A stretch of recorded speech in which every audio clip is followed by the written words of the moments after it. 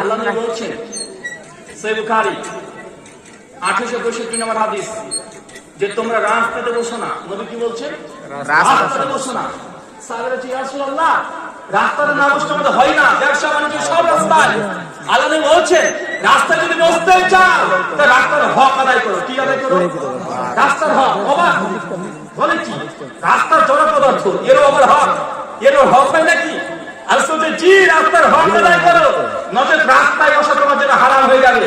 চাচা রাস্তাতে আপনি কেবল মসজিদ থেকে সালাত আদায় করলেন, সালাত আদায় করার পরে সঙ্গে সঙ্গে দোকান আছে, ওইখানে হিন্দি সিনেমা চলছে, বাংলা সিনেমা চলছে, একদম 32 ইঞ্চি টিভিতে আপনি নামাজ পড়ে এসে সঙ্গে সঙ্গে টিভির দোকানে বসে টিভি দেখছেন, আর আপনি চা খাচ্ছেন, সিগারেট খাচ্ছেন, একটু লজ্জা লাগে না?